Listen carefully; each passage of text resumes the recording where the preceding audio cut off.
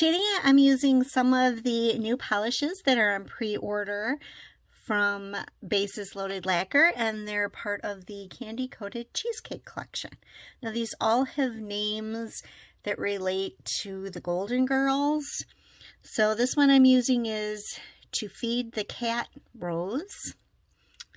This one is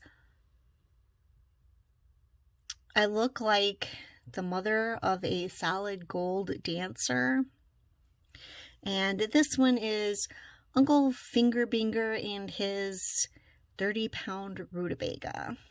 I'm also using Shutout today. And I do have a discount code for you to use if you're going to make a purchase at Bases Loaded Lacquer. And these are on pre-order from March 4th through March 20th. So make sure you get your pre-order in if you want any of these colors. These are just a sample of the whole collection. There is actually more colors to the collection, and they're really beautiful. The base and top coat I use are by Maxis. Today I'll be also using this Maxis top coat that I purchased. It is called a gel-like. They describe it as a gel-like top coat. So I'm going to actually use this one as well. First, I'm going to apply the base coat like I normally do.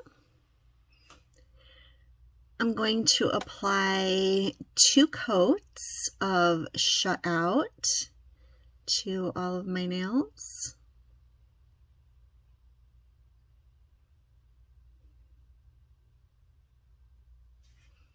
Actually, since I'm sponging, I'm not going to need 2 coats of white because I'm just sponging a color over the entire thing. So that will be just fine. Now what I like to do, because my nails are so small, I don't really need to color, you know, the sponge, you know, this whole lengthwise or whatever, because my nails are so short. So what I like to do is I like to cut the sponge in half.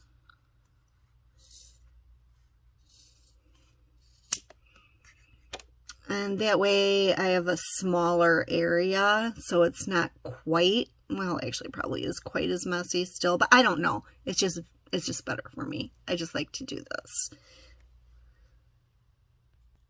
I will have to add a barrier around the nails to kind of, you know, it's just easy for cleanup. That's what I'm doing. And then if my nails were like really, really short, I would just do the tip as well, but I don't think I need to do that part of my nail. I don't think so.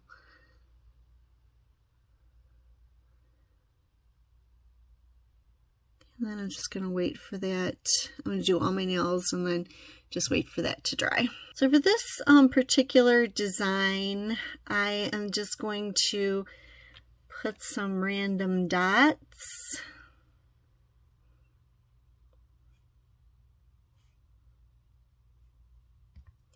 On my sponge.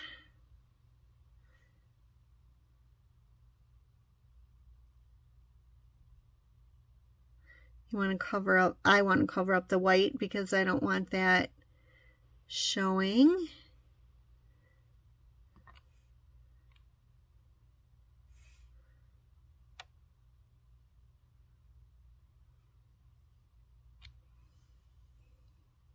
I'm just going to sponge this on the one finger and then just do the rest off camera.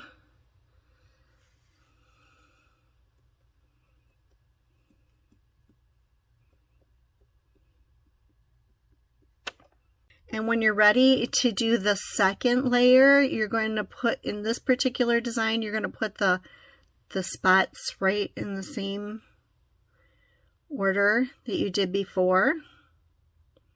I mean, you know, in the same spot you did before. You don't have to do the same order.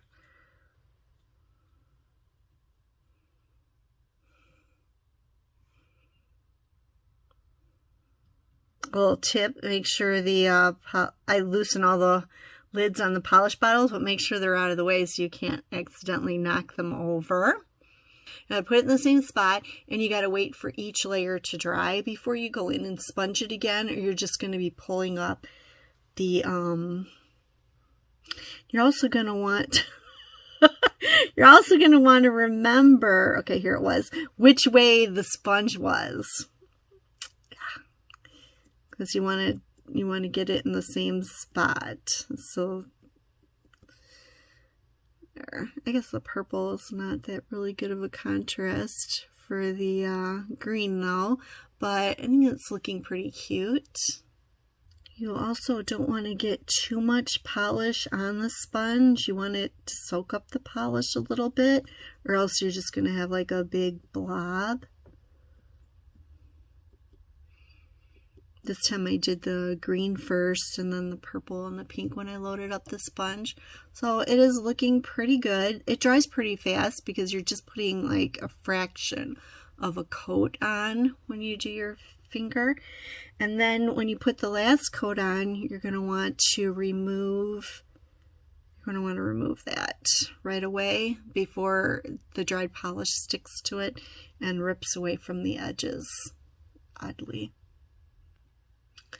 Now I can use this to do my other nails, but if I want to do maybe less green, I can just snip that part off, and then I've got a fresh, spot.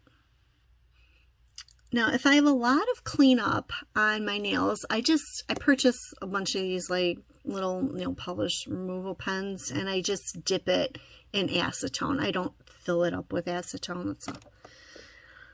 That's a mess. So if I had a lot of stuff around my skin, I would just use this to clean it up because it's bigger and it's faster.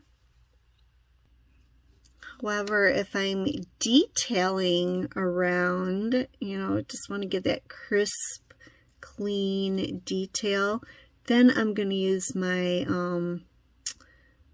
cleanup brush dipped in acetone.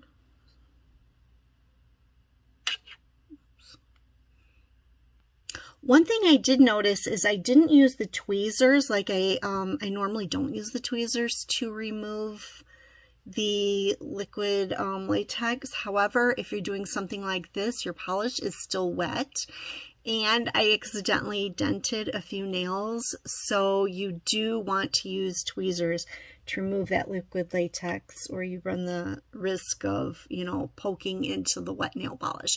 Usually I do it when I'm stamping and everything is dry. So I just wanted to mention that. Actually, for this one, I'm going to use the Maxis Top Coat. It's not the Finito, but I really I like this Plump Shine. And then I'm going to just let it sit on here for like 5 minutes. And then I'm going to go over it with the Finito Quick Dry Top Coat just to make sure that everything is dry. You can really see how nice this is, smoothing everything out. I really love this manicure here. Now the Maxis Top Coat that I just used is just called Top Coat. That one is supposed to dry within like 5 minutes, but I don't know if it like dries like a quick dry where it's drying all the layers at a time. So I like to just throw on that extra Finito Top Coat as well.